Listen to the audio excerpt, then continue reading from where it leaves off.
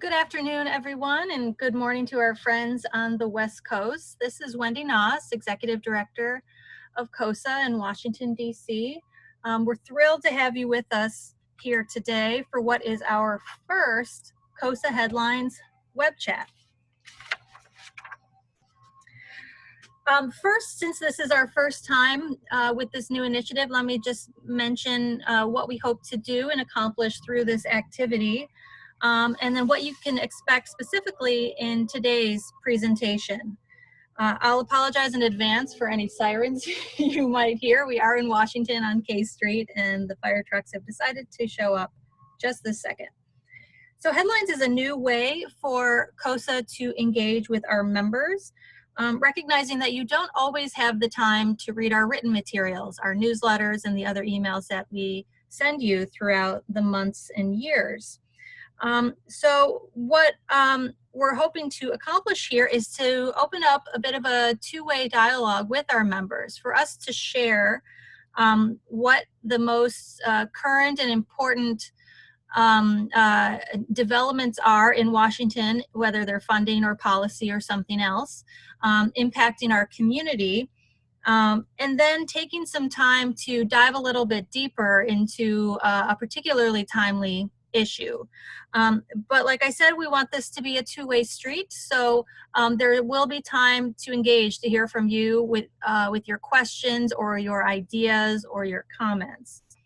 In terms of structure, there are two pieces to our monthly headlines.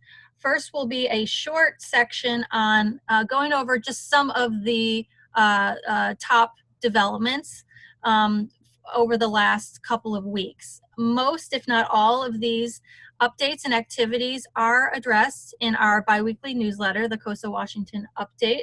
But this is an opportunity for us to pull out what we see as either the most timely or the most important for you to know right now information. And then each month we will identify a topic for a deep dive, and that's where we will spend the majority of our time going into really the meat of an issue and what you need to know. And there's nothing more timely for a deep dive than Tuesday's midterm elections. Also, just a teaser that I hope you will plan to tune in next month, where our deep dive topic will be NIH's clinical trials policy, which hopefully you've seen COSSA emails about, with our special guest, Bill Riley from the NIH.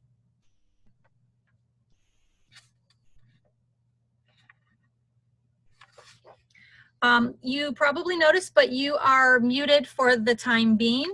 But as I mentioned, we are going to open up the lines for questions at the end, because we want to hear your voices and hear your questions.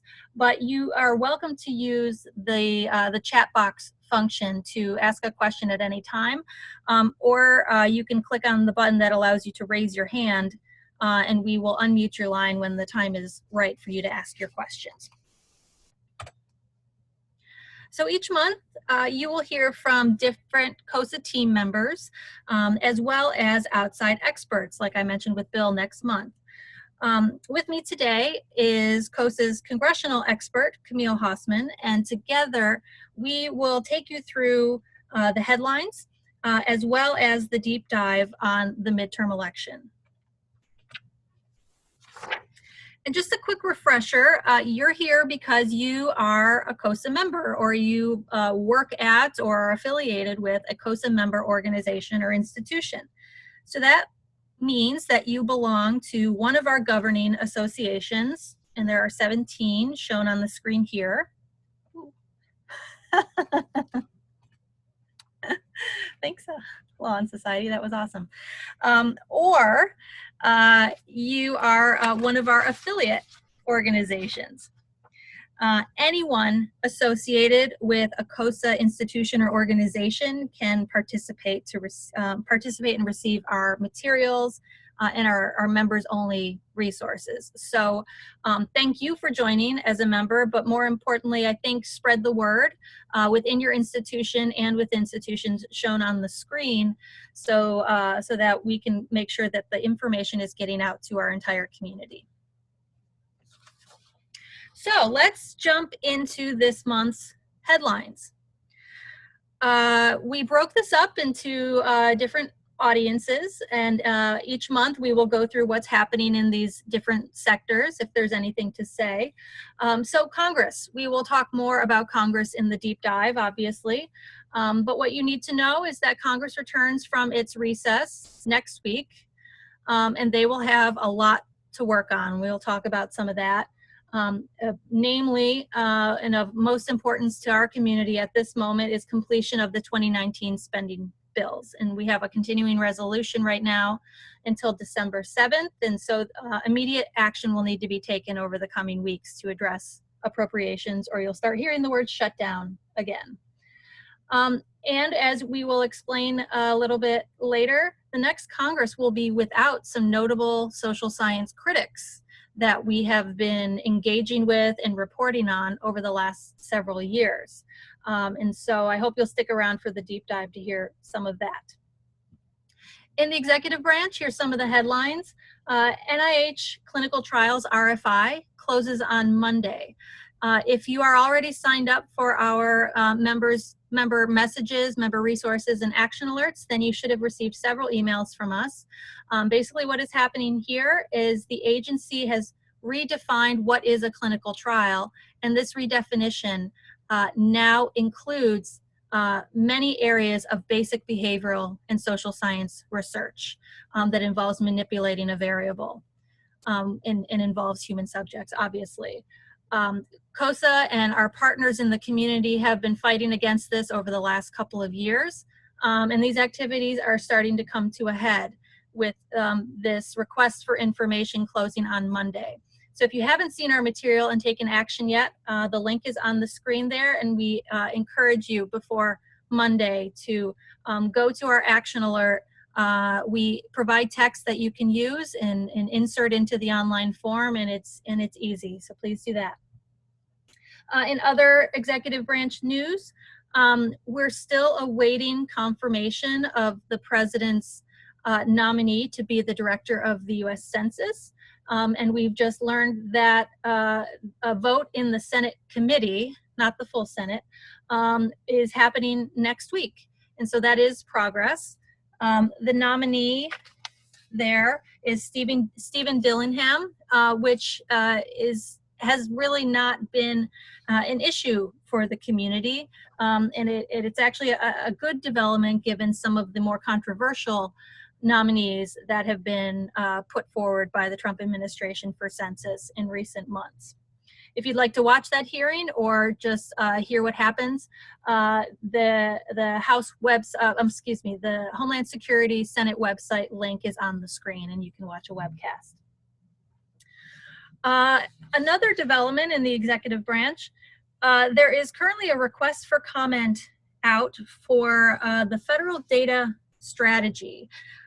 This is a government-wide activity that's really looking to, quote, deliver a consistent and strategic approach to federal data stewardship, access, and use. There are a number of draft practices and goals included in this request for comment, and they're asking for comment by November 16th. This could have implications for Federal Statistical Agency, or it could help as we combat efforts to sort of downplay the value of data, which is something that we're constantly up against when we're engaging with some critics on the Hill. And so this is to bring some integrity back into the federal data enterprise. So you can go to the link on the screen to read the draft framework strategy and provide comments if you so wish. One other update from the executive branch is we're still awaiting the confirmation of the nominee to be the director of the White House Office of Science and Technology Policy. That's not a very known position in outside the Beltway, but it's a very important position to sort of DC policymaking as it relates to science and technology. It's a White House position, and they have a job not only of advising the president to some degree, and that varies by administration, but also a major coordinating role among federal agencies on interagency projects and activities. The nominee is actually a friend to science and social science, in particular, Kelvin Drogemeyer from University of Oklahoma. And so we are anxiously awaiting his confirmation so he can start work. We're excited about that. So those are some of the developments in the executive branch. A few things, a few final things to flag in our headlines. The Social Science Research Council, that I'm sure many of you are familiar with and is a longtime member of COSSA, convened a To Secure Knowledge task force last year, and the task force recently issued its report in September. And the report includes recommendations and describes how present and future scholarship can be secured through partnerships between the academy, government, philanthropy, and the private sector. The report makes 3 notable recommendations, including new funding partnerships should be created to facilitate coordination between government, the private sector, the academy, and philanthropy. 2, cross-sector data experiments, such as the Social Data Initiative, should be encouraged. And 3, new approaches to secure data and make it safely available to researchers should be developed while standardizing and improving best practices for data use. It's a very interesting report. It's short and easy to digest, and so you can go to ssrc.org if you'd like to read it. And for those of you who are in the DC area, we are partnering with SSRC on a DC-based event around the task force report. It will be November 28th.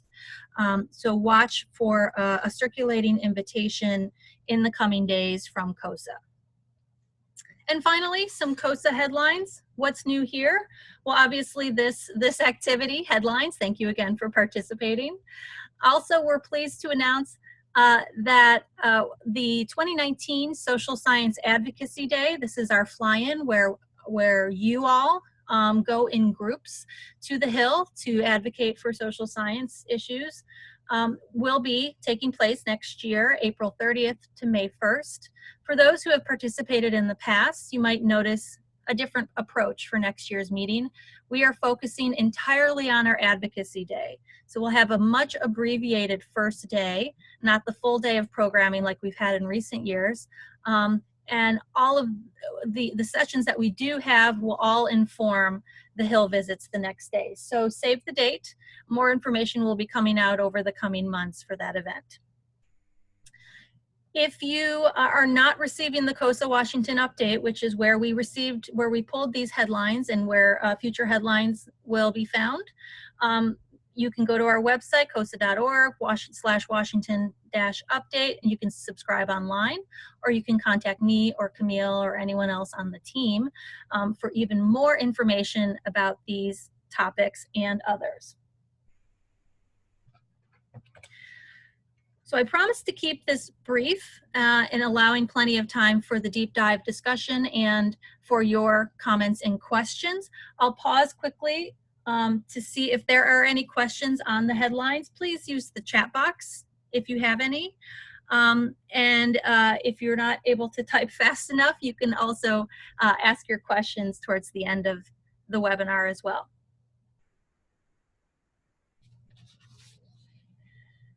Okay, seeing none at this point, but again, this isn't your last chance. We're going to turn to this month's deep dive. 2018 midterm election results. What's next for social science funding and policy? So over the next few minutes, Camille and I will take you through the results of the election, who's coming and who's going, what's left to do this year, and what's left to do specifically around funding for social science. We're going to look ahead a little bit and give you our thoughts about what you might expect in the next Congress come January. And then we have some ideas of what you can do this month if you want to stay involved and be active. Again, you can put questions in the chat box, or you can use the raise your hand button throughout. I'm now going to pass it over to Camille, who will get us started on the results of the election.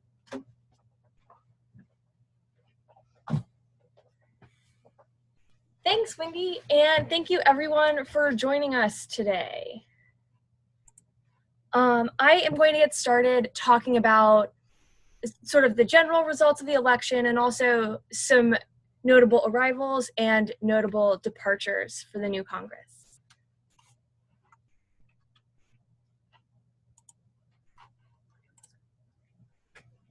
All right, starting from sort of a 10,000-foot view, as I think we all know at this point, the House of Representatives has changed hands. By just a few minutes ago, I checked on the contested elections, and it looks like the Democrats have secured 30 new seats in the House, and the Republicans have lost 30. As you can tell by this number, those total numbers don't quite add up to 435 at this point.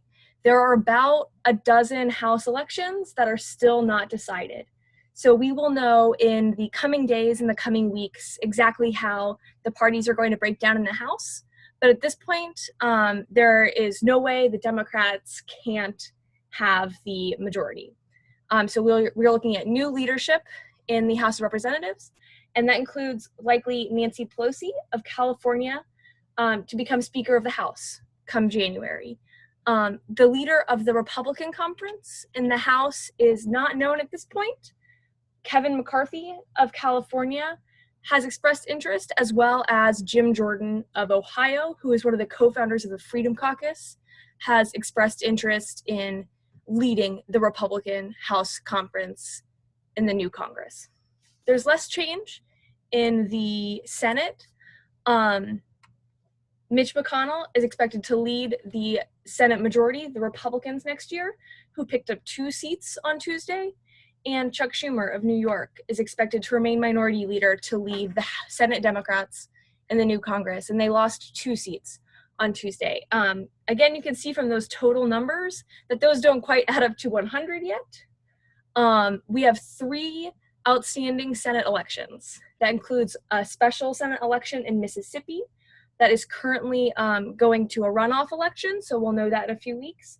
We also have a recount in the Senate election in Florida, so that's going to take some time before we know exactly how that shakes out. And we have a Senate election in Arizona where votes are still being counted. Especially that Florida election and that Arizona election are really close contests. So we know that the Senate Republicans will have control, but we still don't know by quite how much.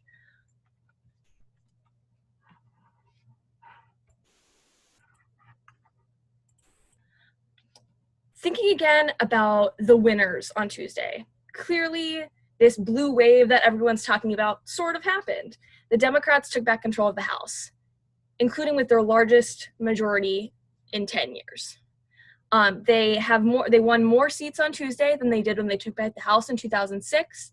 This is a functional majority. They have some leeway to govern in the House. They have some wiggle room, if you will. They have a substantive majority, and that's a big deal.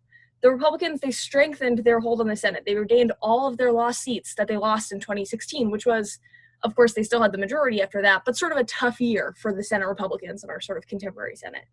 And notably, the Democratic House candidates won in sort of moderate suburban contested districts, and the Republican Senate candidates won in states that Donald Trump won in the 2016 presidential election, these so-called red states that were formerly represented by Democrats.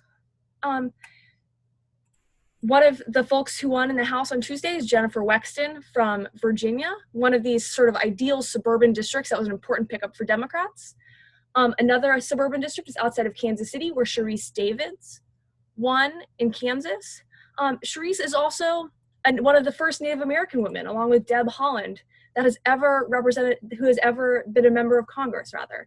So they are these important, diverse candidates who won, including 2 Muslim women, who will be the first Muslim women in Congress, Rashida Tlaib and Ilhan Omar, first ever Muslim women. We also have the 2 youngest women to ever be elected to Congress. Both 29 years old, Abby Finkenauer of Iowa and Alexandria Ocasio-Cortez of New York, youngest women ever. And so while we have this really diverse House, we have a more conservative Senate. So we had these red states where Republicans won, including here Mike Braun of Indiana and Josh Hawley of Missouri. But looking towards the new Congress, it's just as important to consider the folks that are leaving as the folks that are coming. And there are those two themes that I mentioned, the suburban Democrats and the red state Republicans, formerly that were represented by Democrats. Sort of those two themes in the losses, but the retirements from last Congress are also really important to consider. Because Democratic candidates had such strong showings in these suburban districts, it's important to consider sort of who that offset was. A lot of the offset was moderate Republicans who used to represent these districts. And similarly in the Senate, these red states that were formerly represented by Democrats are now represented by Republicans. And so there's an offset of these moderate voices on either side of the Capitol who are now sort of displaced by the other party. And importantly, that displacement and those losses result in a lot of really important changes that directly affect social science policy and social science funding. Notably, we had 4 losses from the House Science Committee, including these 3 people. This is Barbara Comstock of Virginia, Dana Rohrabacher of California, and Randy Holtgren of Illinois, all lost their reelection, all active members of the House Science Committee. We also had 4 people lose, 4 Republicans exclusively, lose, who were on the House Appropriations Committee, including here John Culberson, who was the subcommittee chair for the Subcommittee for Commerce, Justice, and Science, important for funding the National Science Foundation. He lost his reelection. Also, another appropriator, Kevin Yoder, lost his reelection. There's some other notable losses that I think didn't get enough attention on election night, frankly, and are important for all policy, including social science. One of those is Steve Russell from the Oklahoma City area of Oklahoma, who was considered in a really safe Republican district. And while he was in Congress, had the pet project of producing waste books that targeted research grants and called out research that he thought was frivolous, including other government programs. Another significant loss was Pete Sessions of Texas, who was the chair of the powerful House Rules Committee, is no longer in Congress. And another loss was Senator Heidi Heitkamp, a Democrat from North Dakota, one of these sort of really important wins for Senate Republicans, and another moderate voice in the Senate. However, before any of these people lost their reelections, and before any of the votes were cast on Tuesday, there was a really important trend that was happening in this Congress. And that trend is that there was an unprecedented level of Republican retirements. Before, like I said, any votes were cast on Tuesday, the House Republican Conference lost more than 20% of their members to retirements. They lost almost half of their committee chairs to retirements. Most Republicans were opting, there's a really, an incredibly high number, not most obviously, Republicans who were opting to voluntarily leave Congress. And some of those, like I said, were also really important to social science, including 2 prominent and vocal social science critics. To the left, Lamar Smith of Texas, who is the chair of the House Science Committee, and Jeff Flake of Arizona, who also took the opportunity to publish waste books on research that he thought was frivolous during his time in Congress. 2 important appropriators opted to retire this year, including chair of the Appropriations Committee, Rodney Frelinghuysen, and some consider a rising star on the Appropriations Committee, Evan Jenkins. 2 other notable faces who decided to retire this year are Paul Ryan, the youngest Speaker of the House in American history, and Orrin Hatch, definitely not one of the younger members of Congress, but an important leader in the Senate pro tem. 2 other folks who opted to retire are Trey Gowdy of South Carolina and Bob Goodlatte of Virginia. Mr. Gowdy was the chair of the Oversight and Government Reform Committee, and Mr. Goodlatte was the chair of the House Judiciary Committee. These are powerful people who opted to not return. And I think that's a notable consideration when we're thinking about why there are so many new members and what sorts of seats there are to fill. And speaking of committees, the elections on Tuesday have and will have a profound impact on the committees important to funding social science research and producing policy related to social science research. So we can start with funding. Obviously, with the new majority in the House, we will see new leadership on the Appropriations Committee. The new chair will likely be Nita Lowey of New York. It's unclear who the ranking Republican will be. With the retirement of Rodney Frelinghuysen, it's an uncertainty at this point. Seniority lies with Robert Adderholt of Alabama, but it might fall to someone like Tom Cole of Oklahoma, or Tom Graves of Georgia, or Kay Granger of Texas, who have all expressed interest in that seat. There's going to be a lot less change on the Senate appropriations side. Richard Shelby of Alabama will likely remain chair of that committee, with Pat Leahy of Vermont as the ranking Democrat. There will be a lot of change in the committees that are responsible for the jurisdiction of the National Science Foundation. Starting in the House, where we have the sort of obvious changes, Representative Eddie Bernice Johnson from the Dallas area of Texas will likely become the new chair of the House Science, Space, and Technology Committee. It's unclear who her ranking Republican is going to be, with the retirement of Representative Lamar Smith and the loss of Dana Rohrabacher, who was the senior Republican on that committee. That ranking Republican member will likely be Frank Lucas from Oklahoma or Randy Weber from Texas, but it's really not quite clear at this point. There's also some uncertainties with leadership on the Senate side, responsible for NSF, the Senate Commerce, Science, and Transportation Committee.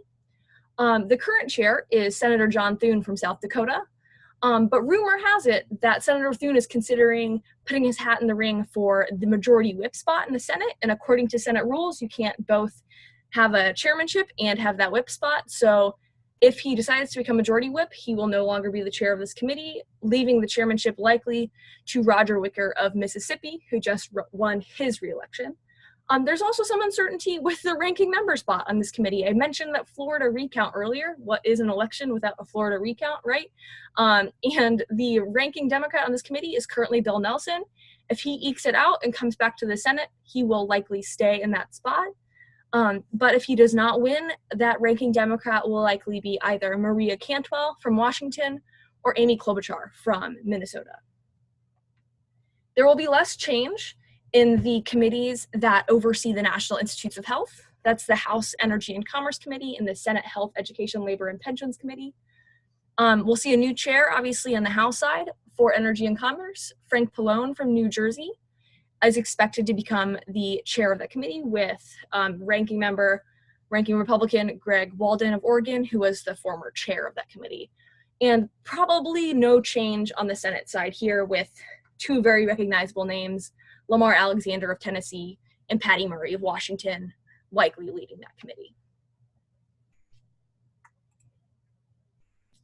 I will now pass it back to Wendy to talk about what is left for fiscal year 2019 funding. So those are some of the faces and names that we should see. What we don't know, as Camille was saying, is where they will end up. Some of those new freshman policymakers, they may end up on the committees that you just reviewed that mean a lot to our community. But obviously, there's still a lot of work to be done in the lame duck session that starts next week until the end of the year.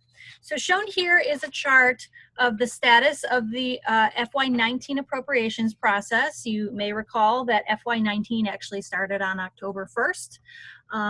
So we are in fiscal year 19 right now. But as I said earlier, we have a continuing resolution until December 7th. But what's really notable is that in late September, before October 1st, Congress passed and the President signed into law the bill that funds NIH, the Department of Ed, CDC, ARC, and the Bureau of Labor Statistics.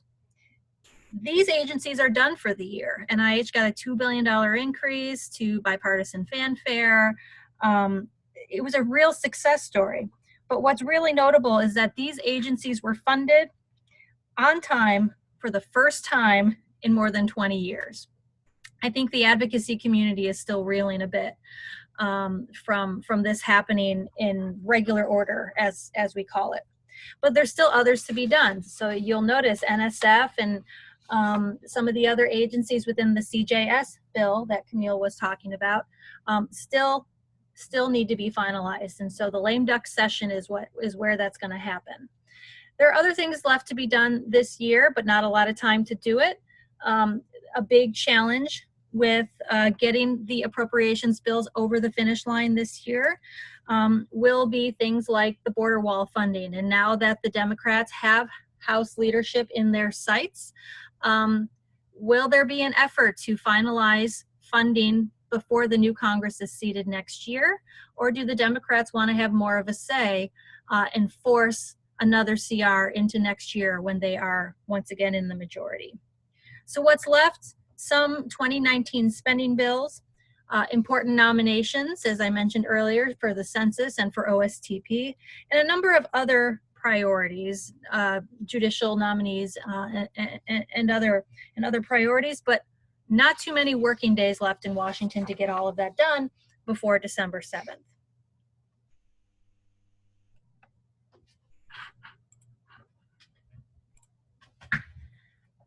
And like Wendy said, there are not too many working days left, and there's a lot of work that is still left to be done.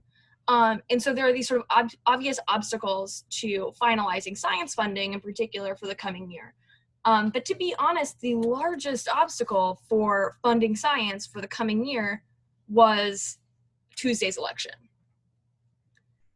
House and Senate leadership were waiting until the election to see which direction they could take with deciding spending for the coming year. And now that they know that Democrats will take control of the House in the new year, Republicans on both sides of the Capitol are interested in getting this work done before Democrats take control. However, because particularly House Republican leadership for the next Congress, even though they'll be in the minority, is still up for consideration. And there are also some squabbles on the Democratic side as to who their new leadership will be. And so as they finalize those leaders and they posture for what their priorities will be for the coming year, those will have to be considered in the spending negotiations as well. And like Wendy said, there are these sort of 2016 campaign promises, building this border wall with Mexico, confirming judges, these important issues to the electorate, including immigration, that some particularly Republicans want to address while they still have control of both chambers of Congress. Before funding runs out on December 7th. Another important issue, particularly for social science, is that some of the programs we care about, primarily the 2020 census, are expensive decisions for Congress to make. And so when people are weighing the necessary ramp up for the 2020 decennial census, along with expensive programs like food stamp programs in the Department of Agriculture, or immigration programs in the Department of Justice, or the border wall in the Department of Homeland Security. These are all really expensive decisions that are also all really divisive, and one of the many obstacles that Congress will have to address before funding runs out. Now we will turn to look ahead to next year. Wendy and I reviewed all of the stuff that still needs to get done while we're still in the 115th Congress, and that's just the month of December, and they give themselves plenty of time for the holidays, so it's really just a few weeks. So looking past that and past the funding conundrums that we have, I want to talk a little bit about what we should expect the leadership and priorities are for the coming Congress.